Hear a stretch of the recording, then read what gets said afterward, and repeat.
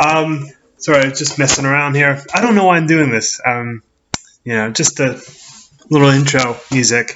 Um, for those of you who don't know, that's Peter Gunn. Something that is very easy to play. It's a nice little finger exercise. I noticed now that I've been playing again. My my arthritis is going away. Could that be a coincidence? I'm not really sure. But as long as it's gone, I'll continue to play. Sort of a self-fulfilling prophecy. Anyway, sorry, there's I have a visitor here. This is Bruce. Bruce can't really talk right now. He can't ever talk, but he's on the prowl right now. So I kind of wanted to talk a little bit about a couple things that have been going on in the world in general, but also in my own life. But I was thinking about, so apparently in the news, today is the 2nd of February. Over the last week, there's been a little spat in Spotify. I'm not a big Spotify person. Something about it just rubs me the wrong way. And it's nothing to do with current controversies. I downloaded the app. I messed around a bit. Just never really latched on to it for one reason or another. It just seems I just don't like the idea of retrieving music from a library until I die. I like to have it on even if it's in a computer file, I still like to have it as my own thing.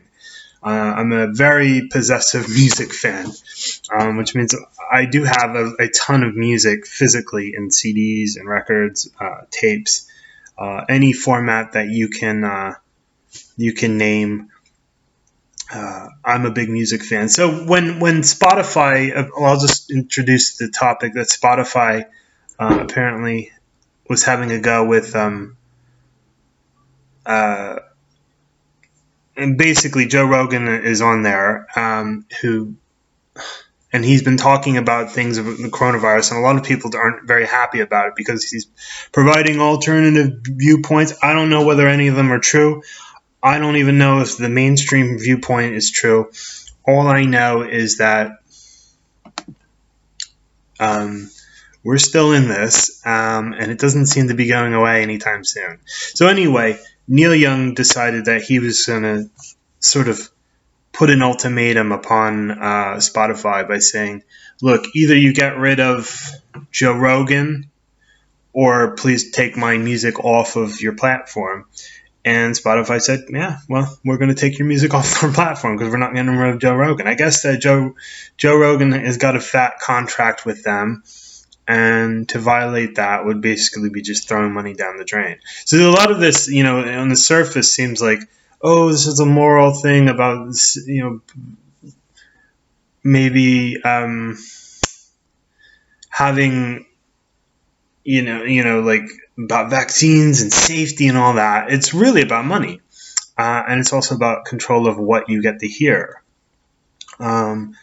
And at this moment, I'm not sure if it's always going to be this way, but Spotify is holding to the contract, and they're holding to the fact that they're standing behind Joe Rogan as of this moment, but I don't expect them to maintain that position.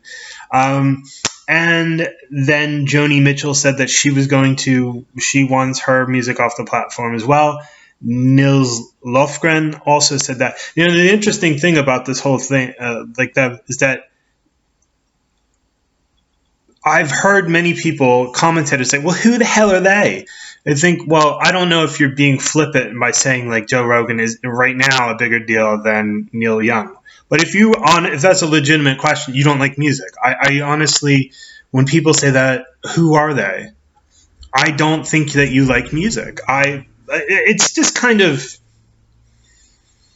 I don't know. It's like if you say I speak English and then we talk about food and you have no idea what food is, or what the word food is, I don't think you speak English. It's one of those, it's kind of required reading or required listening for music fans.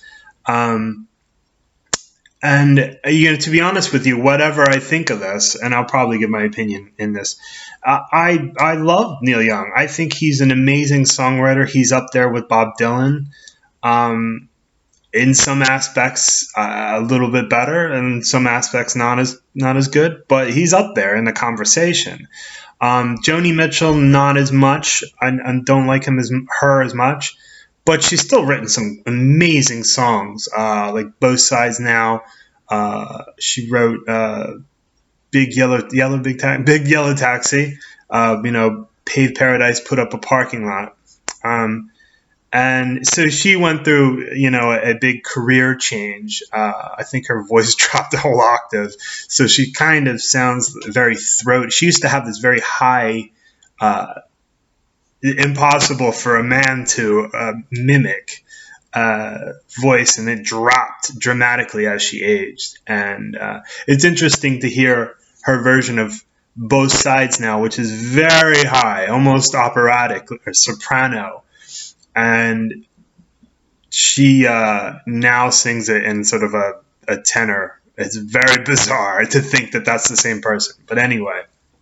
And Nils Lofgren, who is he? Well, people, and they'll do like some kind of Google search, and they'll look at a Wikipedia article, and they don't even read the damn thing. Nils Lofgren was in Crazy Horse with Neil Young, so they are old friends from back in the 60s and 70s. It makes sense that he would stand by a very old friend.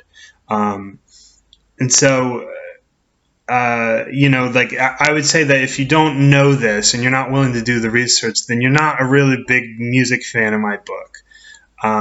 Not to know who these people are. Now, Neil Young is not, his star is sort of fading, that he hasn't put out amazing music in the last 25 years or so. So a lot of people who were not even alive then, and since then, they just don't get it, which is understandable. But there's a wealth of music out there. Music is not as hard to get now as it was back in my day. But you actually had to go out and buy CDs, like, find somebody who had them, maybe borrow a record or something, make a tape for somebody else to. You really had to. There was a lot of investment in learning about music, and I think people really betray their ignorance when they don't know who this is. Well, that's it. I mean, I'm not even passing judgment on the whole issue. I'm just saying that it's just there's a very strong recency bias in music as far as like the greatness of an artist. You usually see this in when they give album. I remember reading some kind of. I was waiting in a waiting room, and this was in England, and some kind of like music magazines, like I don't know if it was like NME or something like that. I don't even know if that's still around, but it was something like the 50 great albums of all time. And you'd expect things with like Sgt. Pepper or Pet Sounds or Dark Side of the Moon, but they had stuff like Robbie Williams in there, and I was just thinking, greatest albums of all time. He doesn't even.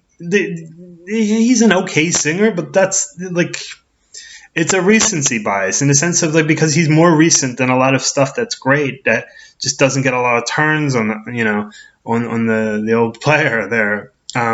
But anyway, I also thought that missing in the whole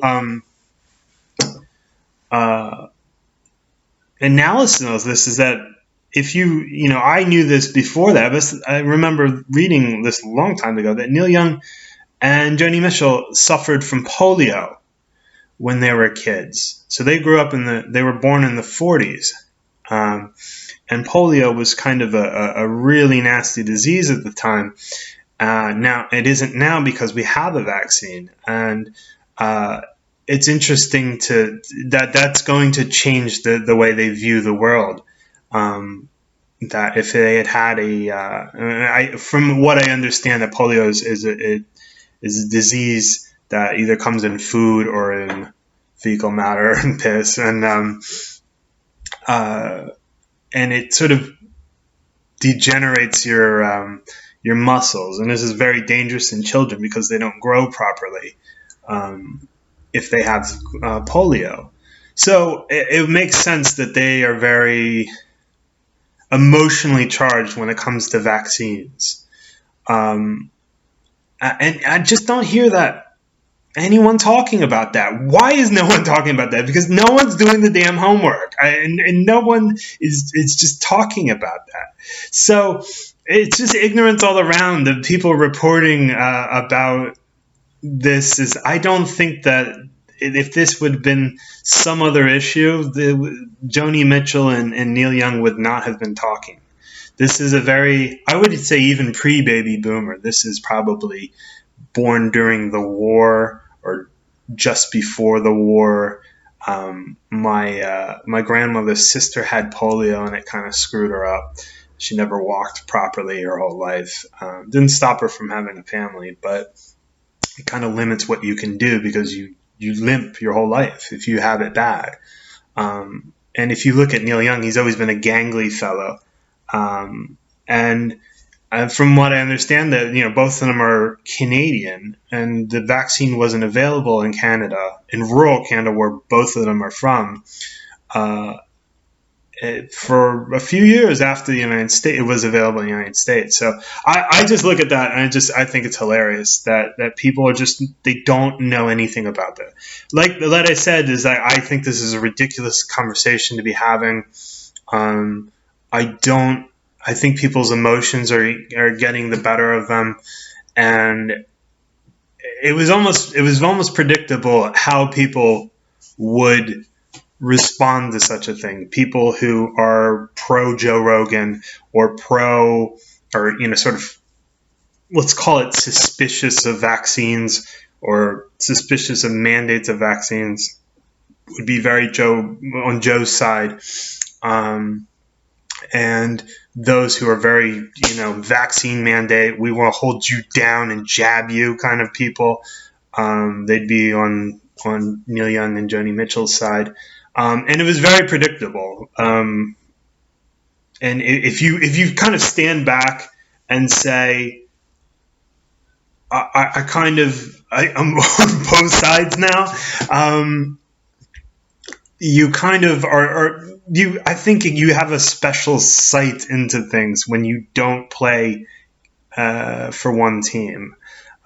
Which I like to consider. I don't play for one team, even though I'm probably a little bit more in the libertarian camp of just, let's not screw with someone. If they want to talk nonsense, if it is nonsense, then let them.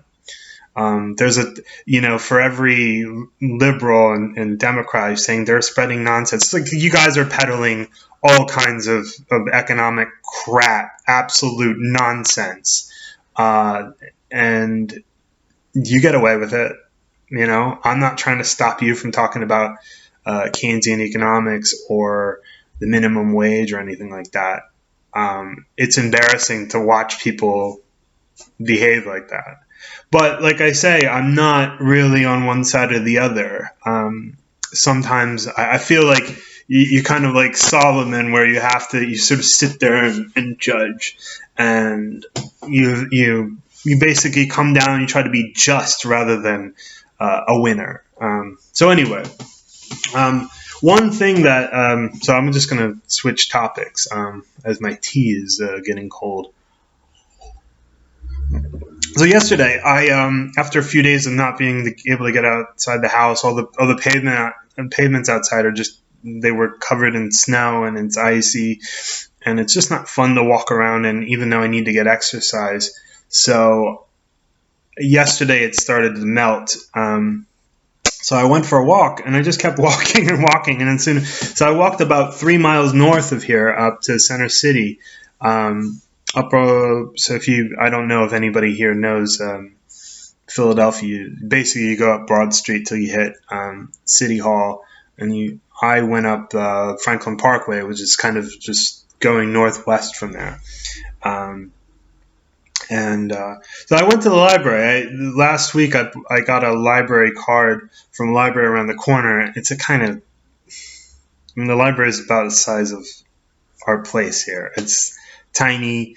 There's not a lot of variety. I feel like every library has to have some kind of bare minimum. They'll have Shakespeare. They'll have I don't know, some young adult fiction. They'll have those sort of things, but if you want to dig a little deeper, you have to go somewhere else. And so I walked all the way up to the main library there on Franklin Parkway, and it's a really nice building. It's a really nice place. It's very strange because it feels like you're not walking into a library; you're walking into a museum.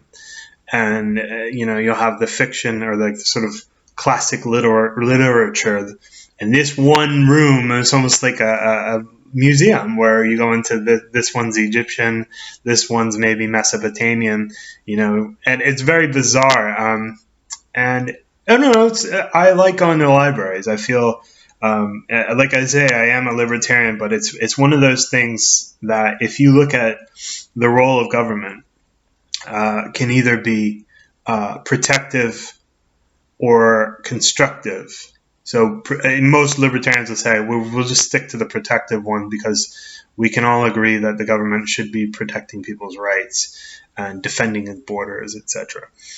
Yet the constructive thing is basically we're taxing everybody, and when we're going to build something that some people just think, well, I'd like it if it were private, but I don't want to be forced to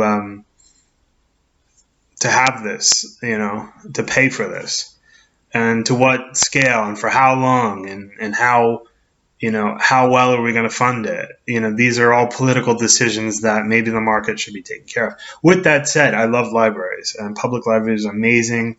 They're really good for if you want to learn and not just get an education. It's like I've got a little diploma here. I mean, an education, like I know stuff now.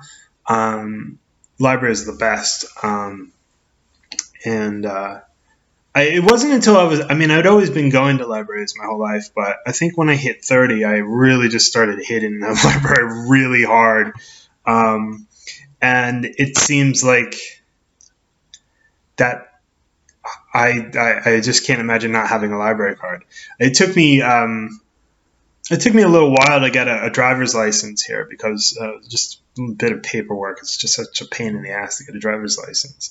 That's hardly worth moving. You think, oh, I'm going to have to get at least my address updated. And it's just a pain in the ass. But as soon as you get that, you can go get your library card and you get sorted out. So I didn't waste any time with that. And I noticed that when I was walking up there, I noticed that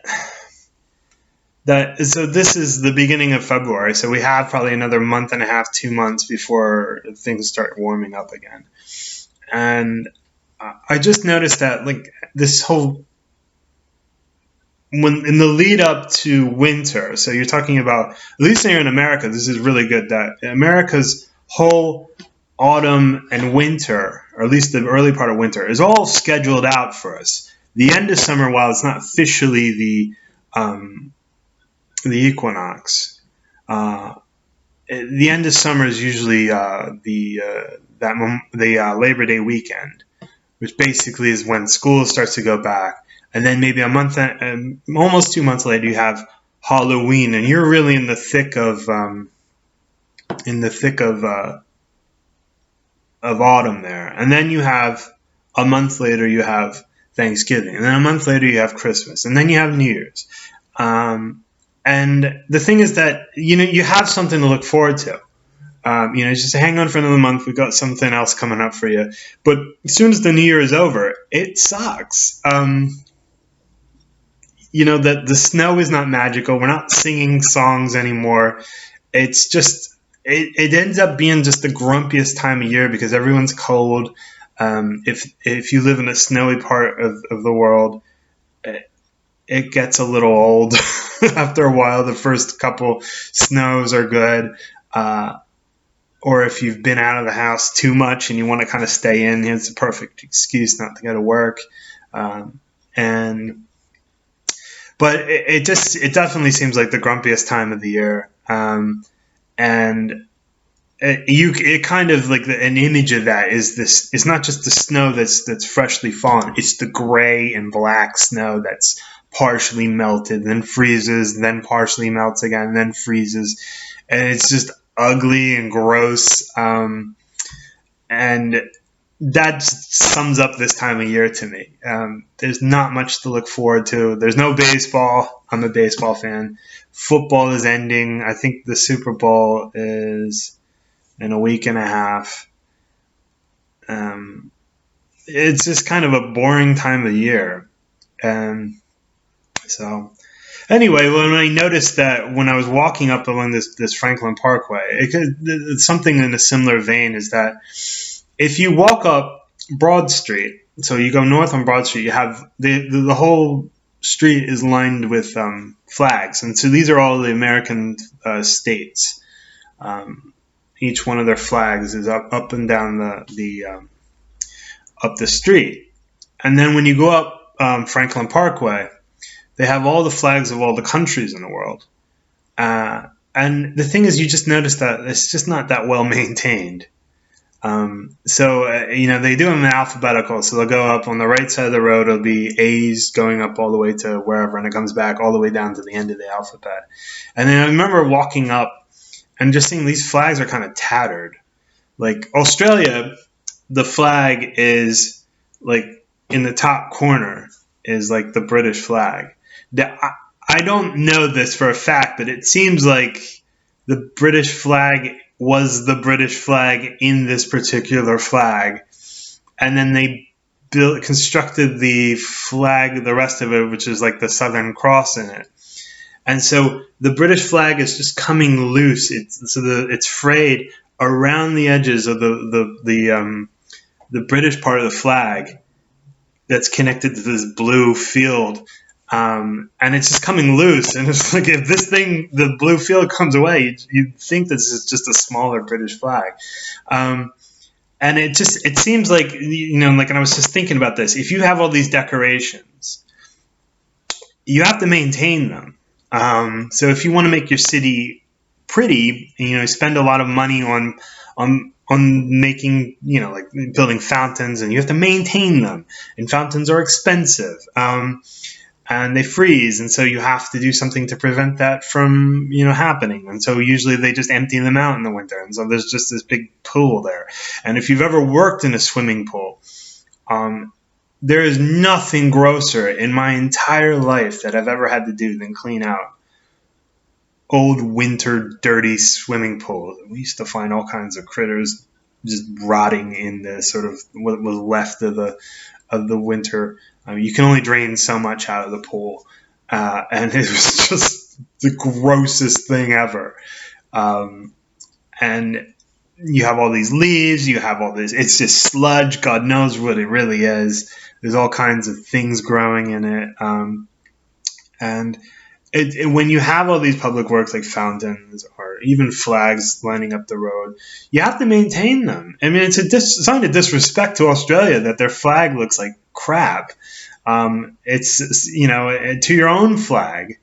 All these flags, I think, that you need to treat them with a little bit more respect. And if there are 200 odd of them, it's going to be difficult to maintain that. And so many of them look like each other. Like, I think America is kind of a very unique looking flag. But if, like, for example, Ireland and the Ivory Coast are just the mirror images of each other. So in theory, you could just switch it around. Right? No one would know. You just put it upside, backwards, and then, Bob's your uncle.